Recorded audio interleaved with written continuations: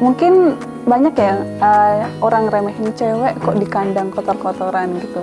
Tapi memang dari bisnis atau dari domba ini saya sendiri bisa bermanfaat buat orang lain, bisa belajar banyak hal gitu. Jadi menurut saya anak muda itu nggak perlu malu atau gengsi buat memulai usaha atau hal yang mungkin kebanyakan orang itu pikir itu remeh gitu.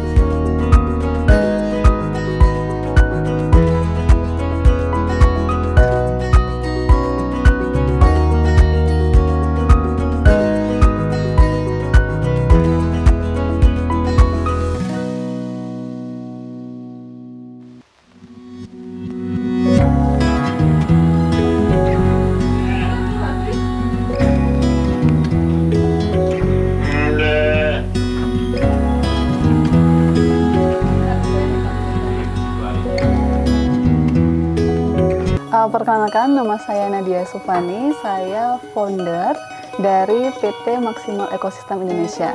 Lokasinya kita sekarang ada di Temanggung, tepatnya di Desa Baledu. Kemudian berdirinya udah dari 2024.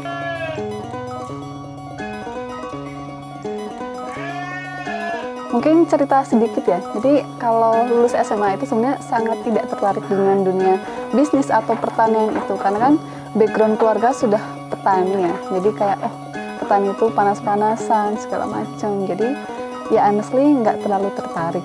Cuma masuk kuliah nih di UMY, saya jurusan agribisnis. Dan pertama sih mungkin saya karena ikut organisasi internasional di pertanian ya. Namanya itu International Association of Students in Agriculture and Related Science. Nah di situ karena memang organisasi internasional, itu diskusi soal pertanian dan juga hal-hal soal pemberdayaan itu membuka pikiran saya, karena ternyata petani itu memang sepenting itu untuk keberlangsungan kehidupan seluruh masyarakat di dunia. Nah lanjut itu karena saya memang di agribisnis belajar tentang bisnis, tentang gimana bisnis plan, dari situ mulai tertarik, ternyata bisnis tuh asik ya segala macam. Jadi saya mulai dari ikut salah satu LPKA namanya, lembaga mahasiswa yang disebut SEBI, Startup and Business Incubator. Jadi inkubator bisnis dari UMY. Nah di situ saya mengajukan ide itu pertama pupuk dari darah kambing. Di situ saya belajar banyak soal bisnis plan, terus pitching segala macam. Dan di situ saya menemukan kalau ternyata bisnis ini seasik itu. Kemudian kenapa di peternakan? Karena memang saya fokus dari awal itu di pertanian. Nah kemudian memang saya dan diskusi dengan teman-teman itu pengen domba, karena domba itu ternyata pasarnya sangat luas. Juga memang Temanggung itu kan terkenal dombanya. Itu selain kopi dan juga tembakau.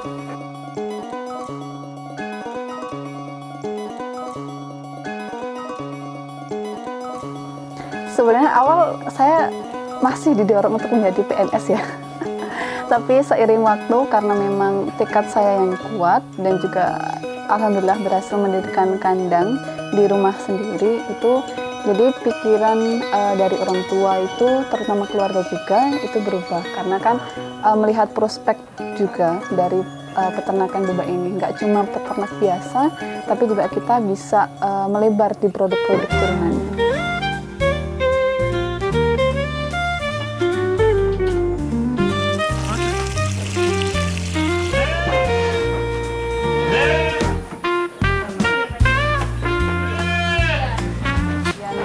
Karena kami menghindari pinjaman yang berbunga, kami itu mencari kemitraan, terus investor. Jadi full dari awal juga, semua aset di sini itu bekerja sama dengan investor, angel investor. Jadi memang nggak ada bunga atau utang ya namanya. Jadi kita sistemnya bagi hasil seperti itu.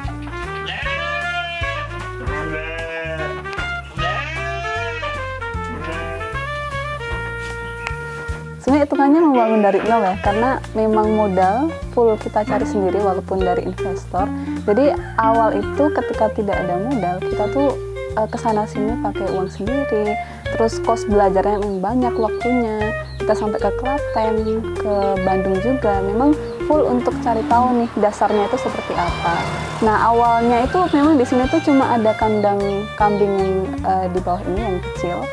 Nah tapi kita pengen tuh ada kandang yang bisa sudah kolektif kotoran sama urinnya. Jadi kita pengen kandang ini mempermudah kita dengan kandang yang sudah bagus ya. Jadi bisa untuk percontohan warga di sekitar. Makanya akhirnya kita membangun kandang ini, kandang panggung untuk domba ini. Sebenarnya kita mulainya di Yogyakarta untuk kantornya ya.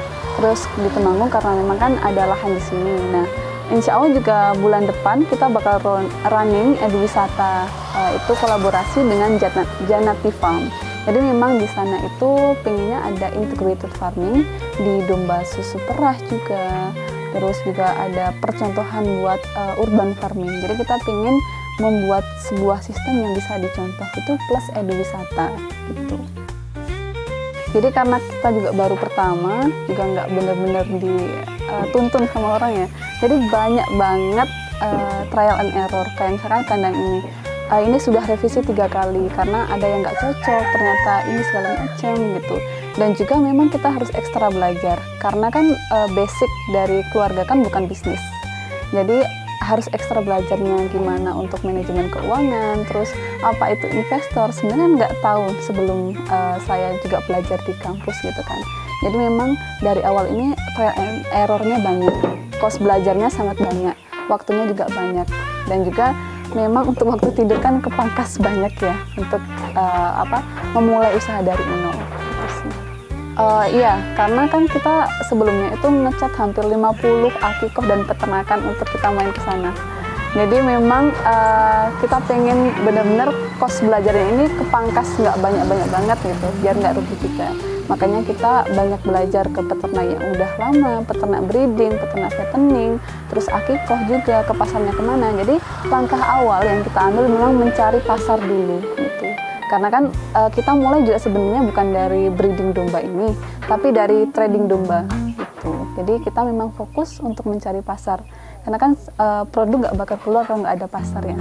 Kalau kita sih semi tradisionalnya, karena kita masih pakai rumput, karena memang breedingan harus pakai rumput, dan juga kita masih ngarit. Jadi kan ada sistemnya silase segala macam gitu. Jadi kita memang menuju ke modern yang full dengan IoT. Cuma kan memang kita dari awal nih paham dulu gimana peternakan tradisional tuh harus berjalan gitu. Jadi memang kita fokusnya sekarang ke semi tradisional. Tapi memang kita sudah mencampur dengan ilmu-ilmu yang kita dapat. Jadi domba itu harus tambah konsentrat biar gemuk, terus juga harus obat cacing, terus kandangnya juga harus panggung gitu sih. Jadi kita menerapkan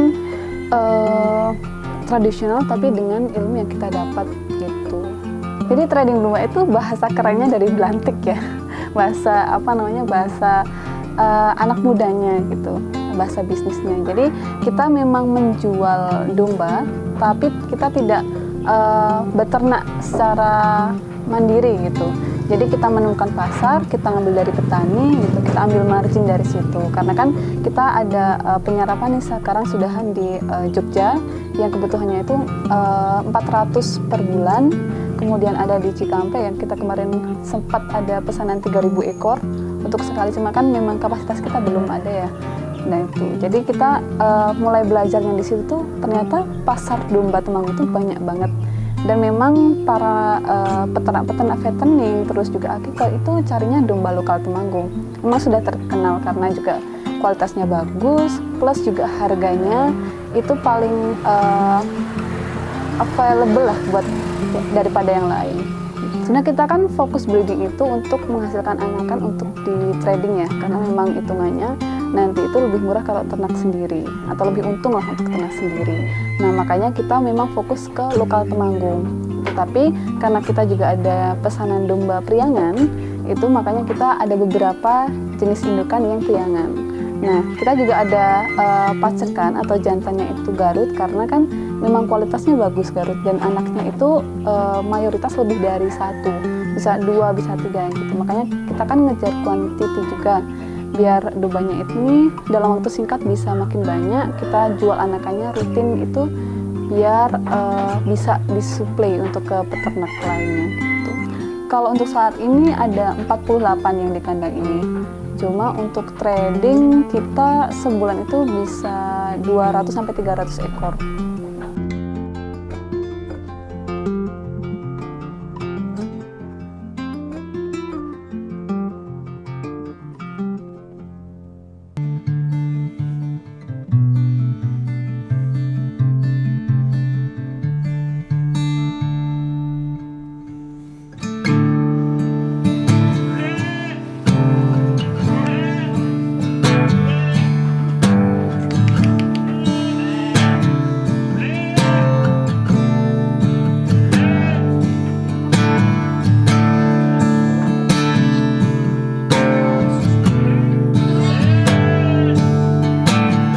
Kalau kami mitranya sudah ada di Yogyakarta, ada di Cikampek, terus ada di Garut juga. Sejauh itu 3 daerah itu, sama juga Jawa Tengah di lingkup Semarang segala macam itu. Tapi fokusnya ada di Akiko, di fattening, juga ada breeding juga. Jadi kita selain domba kecil-kecilan, kita tuh juga menyediakan kayak domba merino, terus domba yang bagus-bagus gitu. Kalau harga domba sebenarnya kita ngikut pasar ya, karena kalau kita itu jualnya per kiloan, bukan jokrok atau utuh gitu.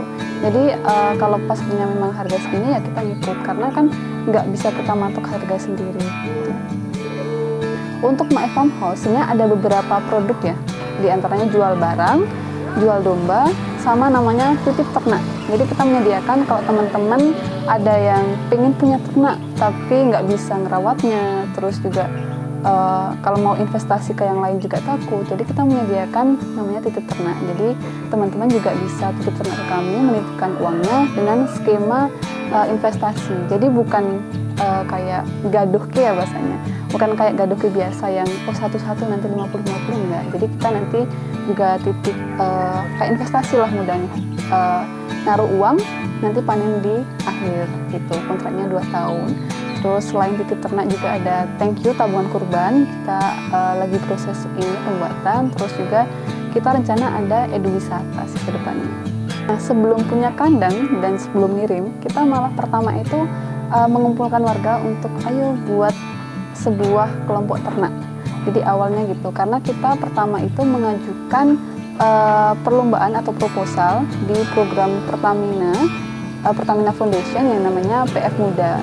Jadi awalnya malah ke pemberdayaannya gitu, dan sekarang alhamdulillahnya lanjut ke tingkat kedua ya, itu di program PF Muda tapi kategorinya sociopreneur gitu. Dan insya Allah bakal launching atau mulai berjalan bulan September ini, karena yang produk kemarin kan baru Bang Pakan, terus pelatihan peternak gimana sih buat ternak yang sehat gitu. Nah untuk kedepannya kita bakal ada pengadaan domba gitu, dananya dari Pertamina Foundation dengan sistem manajemen yang bagus lah, sehingga petani itu atau peternak itu bisa menghasilkan domba yang produktif dan nggak cuma buat simpanan aja, tapi buat penghasilan tambahan. Sekarang 26 yang aktif untuk satu dusun. Kalau rencana besok sih mungkin per orang 3-5 domba. Nah tapi kita lihat lagi peternaknya sudah siap belum, apakah sudah ada kandang yang proper dan juga bisa sih bertanggung jawab untuk dombanya gitu. Jadi kita pasti, karena ini kita nggak mau mengecewakan juga pihak yang bersangkutan seperti Pertamina, jadi memang dari awal kita pengennya skemanya yang bagus, terus ada audit juga per bulannya. Jadi kita pengennya nggak kayak pemberdayaan biasanya, dititipin hilang dombanya kan.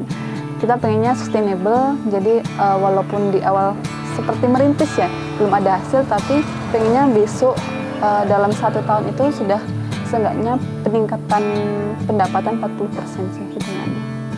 Jadi pihak-pihak itu kan pasti ada namanya CSR atau pemberdayaan, penyaluran uang gitu. Nah kita menyasarnya kalau di Pertamina itu CSR Pertamina dari Pertamina Foundation. Kalau dari kampus itu ada namanya pengabdian dosen. Jadi kita menyasar, ke sini aja, nanti untuk masyarakatnya sudah ada, sistemnya kita bantu gitu. Jadi kan sama-sama untung ya, pihak UMI juga menyalurkan dana dengan baik dan pastinya ada hasilnya, dan masyarakat juga bisa terbantu dengan hal itu. Jadi kalau peternakan ini kami fokus ke pemberian pakan yang proteinnya tinggi juga, kayak konsentrat. Terus kita juga imbangin dengan vitamin, kita rutin obat cacing juga. Terus juga kita ada mineral block. Jadi sebisa mungkin kita mencukupi kebutuhan dari ternak itu. Jadi kita juga pernah buat selasa kalau misalkan sewaktu-waktu kan ada acara kayak lebaran gitu kan, ABK kita nggak bisa ke kandang gitu, nggak bisa ngarit atau kan ngarit memang waktunya yang paling banyak ya, makat waktu. Jadi kita menggabungkan metode-metode itu biar ya mempermudah kita aja sih.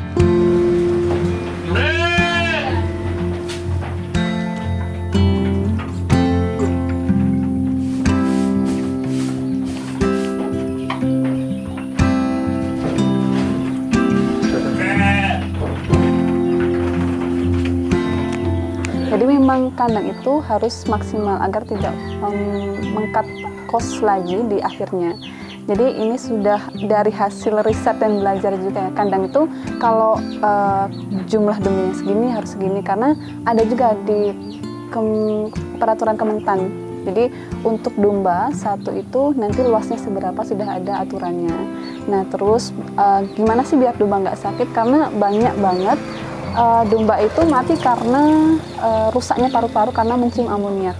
Nah itu akibat karena gas amonia itu tercium. Nah kenapa tinggi seperti ini? Itu karena biar amoniaknya ke bawah angin, nggak langsung dihirup sama domba.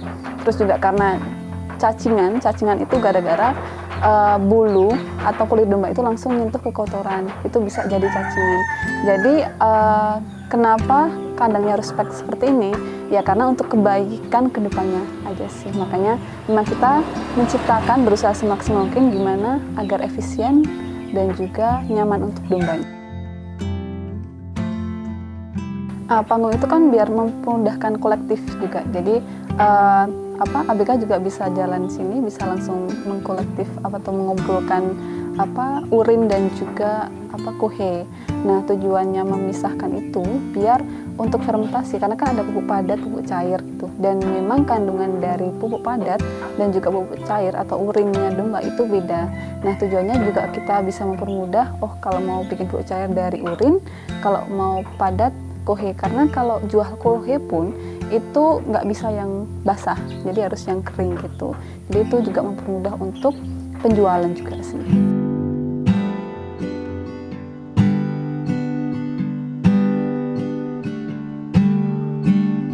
Jadi kalau untuk ternak domba yang paling pertama dipikirin itu adalah pakannya. Nah kenapa kita nggak domba dulu baru bang pakan? Karena kita tuh pengen masyarakat ketika sudah punya domba nggak bingung mikir pakannya gimana gitu. Nggak jual domba untuk beli pakan, itu kita menghindari hal seperti itu. Makanya kita bangun bank pakan dulu biar pada tumbuh nanti bisa dipanen. Nah sistemnya itu nanti kelompok itu ngarit sendiri. Nah nanti modelnya seperti iuran kas. Jadi misalkan harga pupuk ini kan ada odot, misalkan odot itu 700, nah nanti petani cuma belinya 300 atau 100 aja gitu. Jadi sistemnya nanti masuk ke kas, dari kas itu nanti buat ke petani lagi atau peternak kelompoknya. Jadi nanti hasil kas bisa buat beli vitamin atau bisa beli bibit atau hal yang lain. Kalau pengennya banyak ya. Mungkin dari segi pemberdayaan pengennya ini bisa diduplikat di daerah lain tentunya, kalau memang sini sudah terbukti jalan dengan sistem yang ada. Kemudian untuk peternakan pengennya sih kapasitasnya ya di atas 1000 ya ke depannya. Mungkin ini baru 40, pengennya di atas 1000. Nah, terus kita pengen banget buat eduwisata yang ada peternakannya, terus juga yang sustainable dan juga ada pelatihannya gitu. Jadi benar-benar pengennya itu ekosistemnya itu jalan dan ada. Nah mungkin harapannya sih bisa ada kolaborasi ya, karena saya lihat sebenarnya banyak program pemerintah yang bisa dikolaborasikan, apalagi kan ada dana desa nih sekarang kan. Nah mungkin bisa dikolaborasikan dengan anak muda yang sedang pemberdayaan, karena saya yakin kalau anak muda yang ingin memberdayakan dan punya visi misi untuk masyarakat itu pasti idenya bagus, terus juga beda nih. Jadi saya sih harapnya ada kolaborasi lebih lanjut dan dukungan sih, dari segi mungkin permodalan bisa jadi, atau mungkin dari keilmuannya. Kak, untuk teman-teman yang mau mulai bisnis, jangan takut, jangan insecure atau mungkin bisnis itu mahal atau harus costnya banyak, harus punya modal. Nggak perlu gitu, karena kebukti saya bisa mulai dari nol tanpa uang sendiri, dan juga dalam setahun bisa running. Mungkin dari teman-teman semangat untuk memulai apa yang jadi passion teman-teman.